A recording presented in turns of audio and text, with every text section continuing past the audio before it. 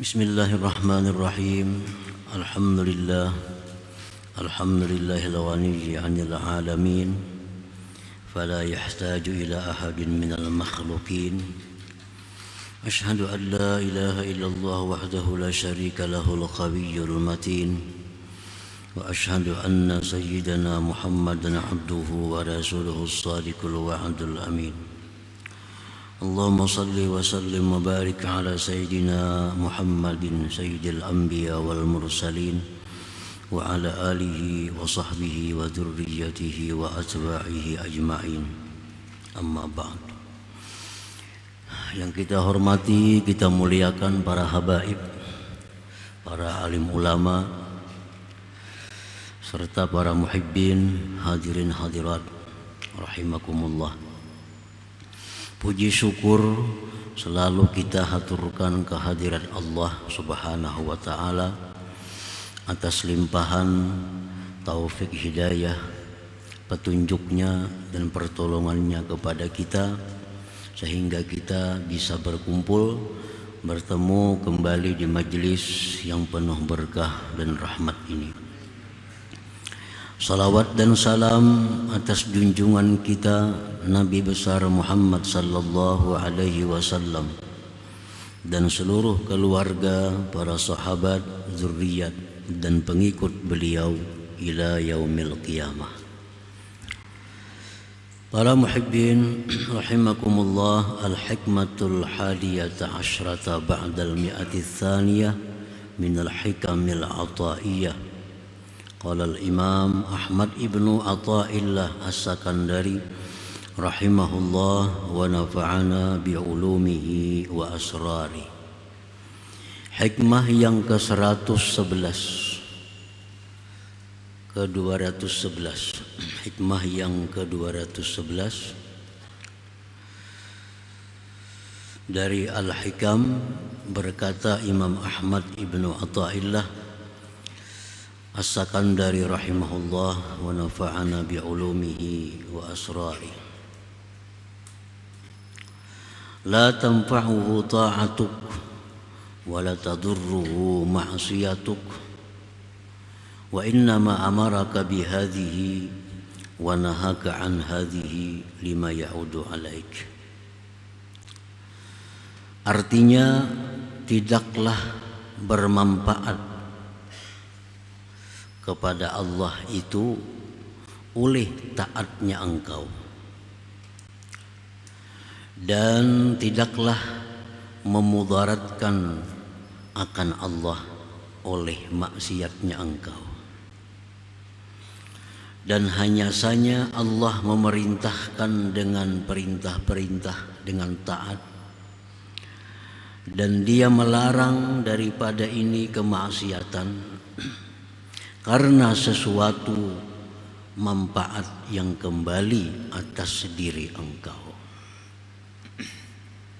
Itulah hikmah yang ke-211 ini.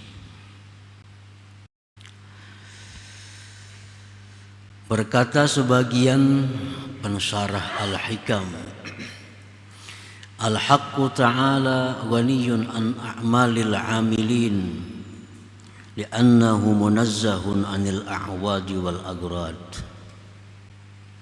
Bermula Tuhan Allah Subhanahu wa ta'ala maha kaya daripada amalnya orang-orang yang beramal.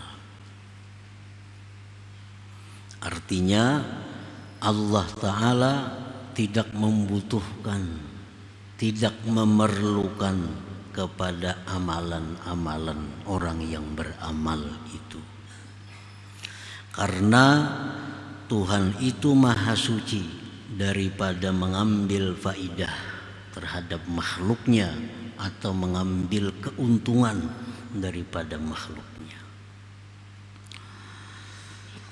Fala tanfa'uhu ta'atuk wa la tadurruhu ma'siyatuk, maka tidaklah bermanfaat kepada Allah ketaatan engkau, dan tidaklah memudaratkan kepada Allah oleh maksiatnya engkau. Jadi sama ada kita ini taat sama ada maksiat terhadap Allah, itu tidak ada sangkut pautnya bagi Allah manfaat atau mudarat itu. Wa inna ma amaraka wa nahak lima ya'udu 'alaika minal masalih wal manafi fid darain la ghairu. Hanya saja Allah menyuruh engkau dengan taat, menyuruh sembahyang, menyuruh kita puasa, menyuruh kita bersedekah, menyuruh kita naik haji, melarang kita maksiat. Hanya saja Allah lakukan demikian karena sesuatu yang kembali kepada diri kita, daripada kemaslahatan dan manfaat di dunia dan akhirat, tidak ada lain pada itu. Jadi keuntungan ibadah semata-mata untuk kita. 100% keuntungan ibadah itu kembali kepada kita. Tidak ada sedikit pun keperluan Allah Ta'ala dengan ibadah kita ini. Amaraka bitta'at liyuqarribaka ilai. Allah suruh kita dengan taat, sembahyang tadi, zikir, baca Quran, agar dia dekatkan engkau kepadanya, supaya kita dekat. Jadi Allah menyuruh kita dengan macam-macam ketaatan itu agar kita dekat dengan Allah. Karena kalau kita dekat dengan Allah, kita akan beruntung. Karena apa sebabnya? Karena Allah itu maha segala-galanya. Allah maha kaya, Allah maha kuasa. Kalau kita dekat dengan zat seperti itu, keuntungan akan datang kepada kita.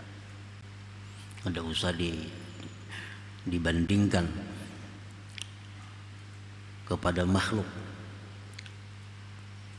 Cuma sebagai contoh yang kecil, kita dekat dengan orang kaya, nyaman kita. Dekat dengan orang yang berkuasa, nyaman juga kita. Dekat dengan orang kuat, nyaman juga kita. Nah, jadi ini kalau kita taat, kita akan dekat dengan Allah. Allah tuh maha kaya, Allah tuh maha kuasa, Allah maha segala-galanya. Alangkah nyamannya hidup kita kalau kita dekat dengan yang maha kuat, kaya dan sebagainya tadi. Nah, jadi Allah menyuruh kita taat ini supaya kita dekat dengan Allah. Wa nahaka 'anil ma'asi lima ja'ala fiha min 'alamatil bu'di an hadrati, dan Allah melarang, mencegah kita dari kemaksiatan karena sesuatu yang Allah jadikan pada itu maksiat daripada tanda kejauhan kita dari hadrat Allah Subhanahu wa ta'ala. Namun kita maksiat, kita jauh lawan Allah. Makin jauh lawan Allah, kita makin susah, kita makin hina. Kita jauh dengan orang yang mulia, kita akan semakin hina. Dan jadi itu sebabnya Allah melarang maksiat supaya jangan jauh lawan Tuhan. Nah, para muhibbin rahimakumullah. Nah, dicontohkan Allah memerintahkan kita bimuhafazatis salawat. Ini Al-Quran, wahafizu, jaga, pelihara sembahyang. Sembahyang ini ibadah yang paling pokok. Allah suruh kita memeliharanya. Jangan sampai ketinggalan, jangan sampai keluar dari waktunya. Itu arti menjaga. Wahafizu ala salawat. Nah, Tuhan kadang nyuruh sembahyang, tapi nyuruh jaga. Jadi bukan hanya sekedar sembahyang, tapi dijaga sembahyang itu, dipelihara. Nah, pelihara sembahyang, jaga sembahyang. Karena kalau kita sembahyang, banyak manfaat yang kembali kepada kita. Sedikit pun manfaat itu kadada kepada Allah. Kita mau sembahyang, mau kada Allah, kada ada urusannya. Kada ada manfaatnya bagi Tuhan, kada ada mudaratnya kalau kita kada sembahyang. Tapi ini untuk kita. Nah, apa manfaat sembahyang itu yang kembali kepada kita kalau kita bisa menjaganya? Pertama disebutkan mardatun li rabbik tabaraka wa ta'ala. Sembahyang itu keridhaan dari Tuhan kepada kita. Nah, kalau kita sembahyang itu dijaga, sembahyang itu dipelihara, Tuhan ridha lawan kita. Allah senang dengan kita. Nah, Allah bila senang dengan kita, siapa nak untung? Kita. Manfaat keridhaan Allah itu kepada kita.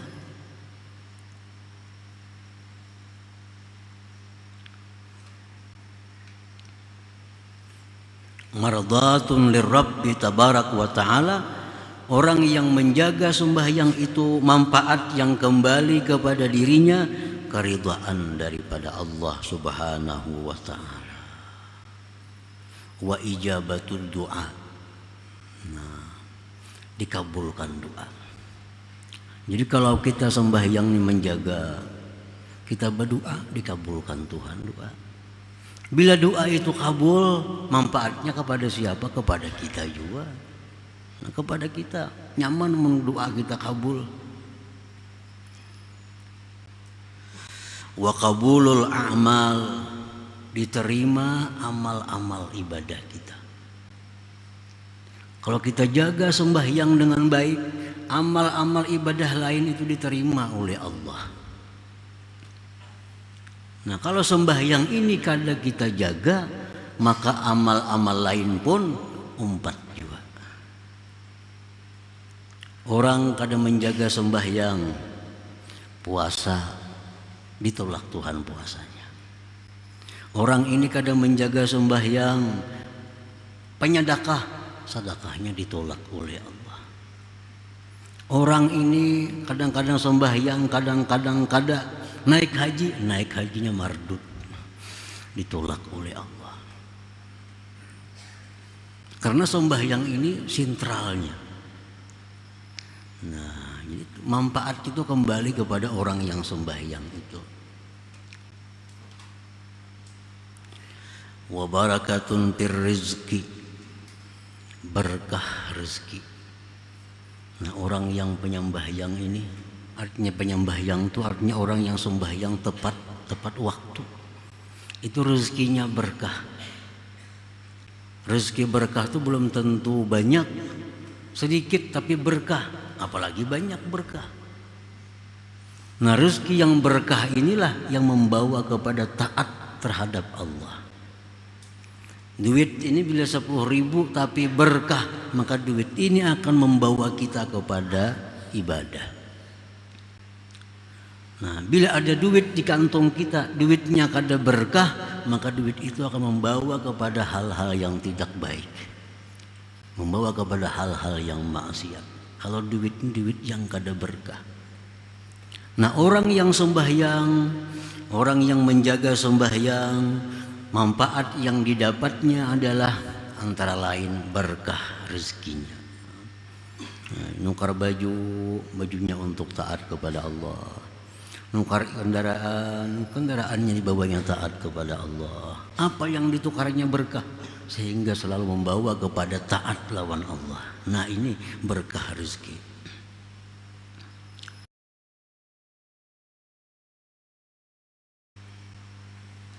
Wa syafi'un an sahibiha, dan memberi syafaat orang yang sembahyang itu. Sembahyang ini memberi syafaat lawan inya, baik menghadapi malaikatul maut. Nah, sembahyang ini memberi syafaat, baik menghadapi munkar dan nakir. Sembahyang ini memberi syafaat kepadanya.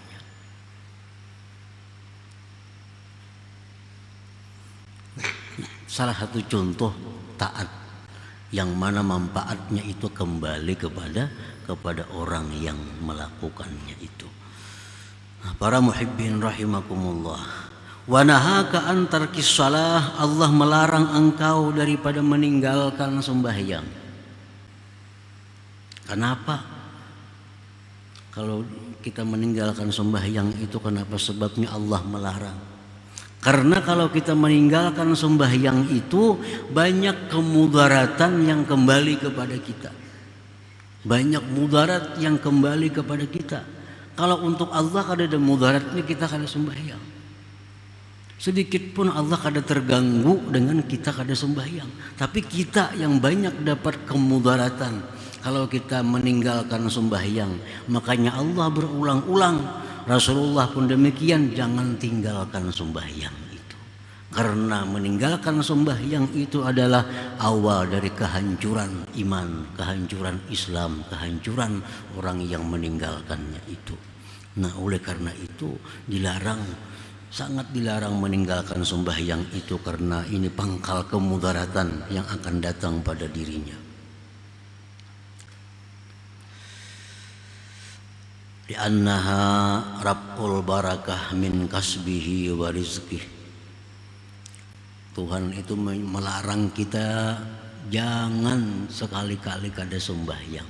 Karena bila kita kada sembahyang itu berkah ini diangkat.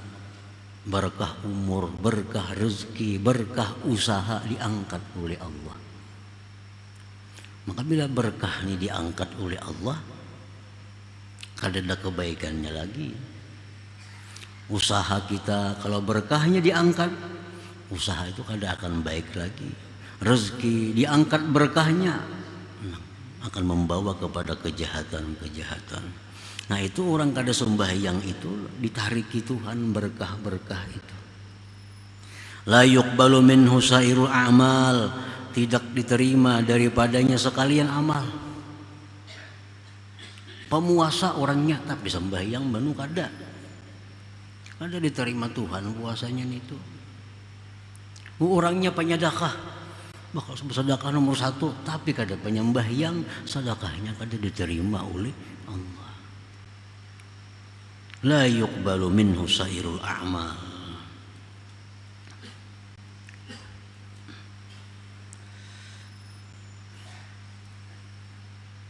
Dan orang yang meninggalkan sembahyang itu berhak disebut syaqiyun, orang yang celaka artinya. Orang yang celaka.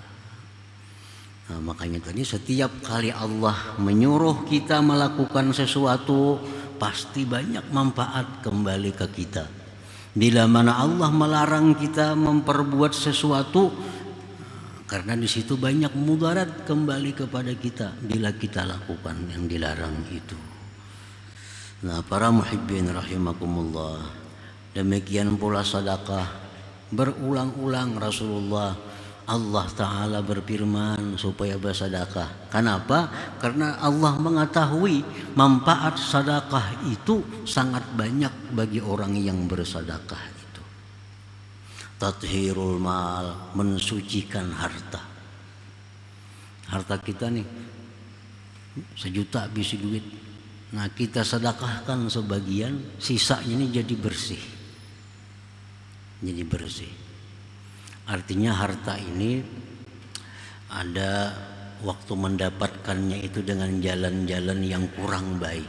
Amun harta haram kada kawa dibersihkan dengan sedekah. Ini harta-harta halal juga cuma kurang bagus. Nah, harta halal juga cuma didapatnya dengan jalan bersumpah umpamanya. Nah, itu kurang bagus. Supaya barangnya ini laku bersumpah-sumpah. Nah, itu merusak barang, merusak rezeki itu. Nah, dengan disedekahkan maka itu jadi bersih.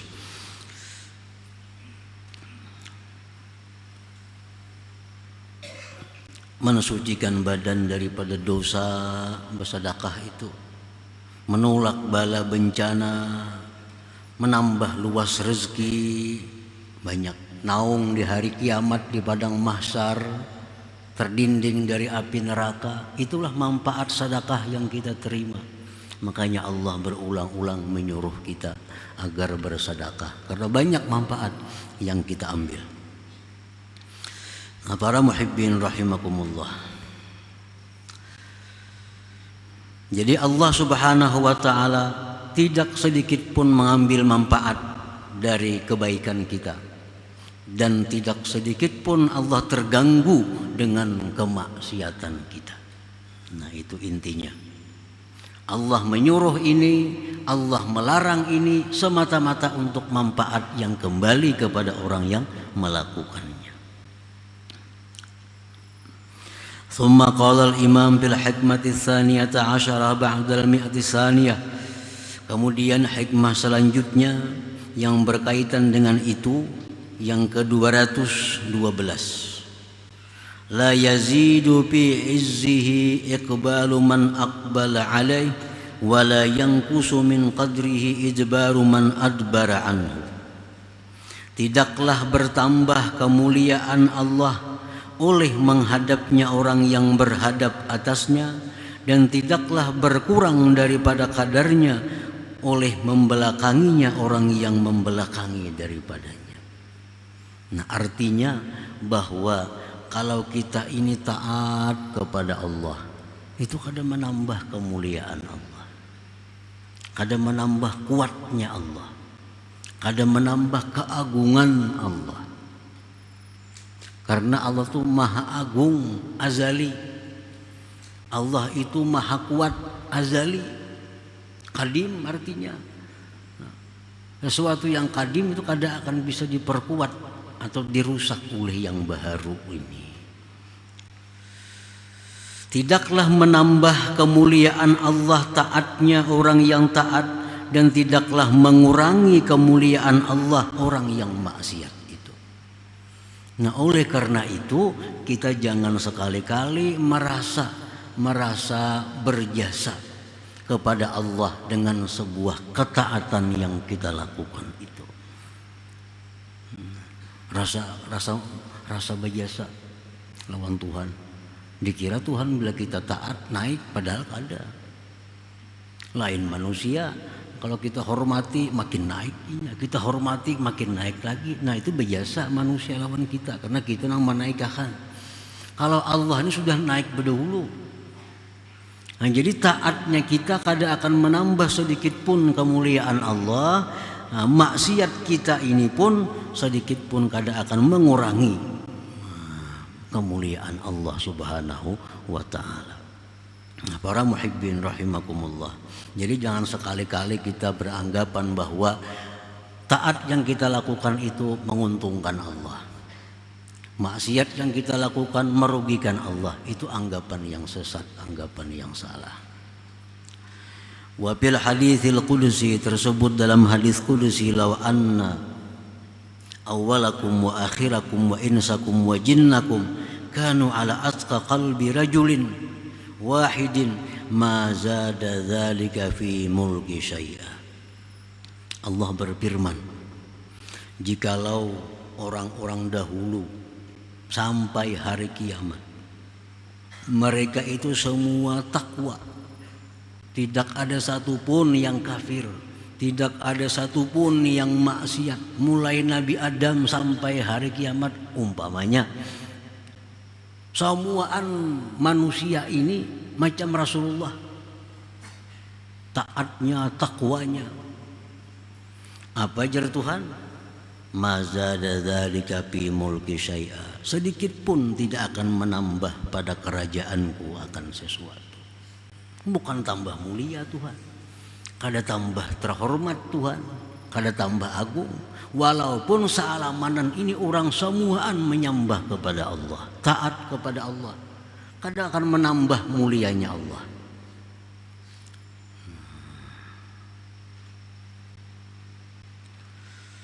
Walau anna awwalakum wa akhirakum wa insakum wa jinnakum kanu ala abjari qalbi rajulin wahidin ma naqasa dzalika min mulki syai'.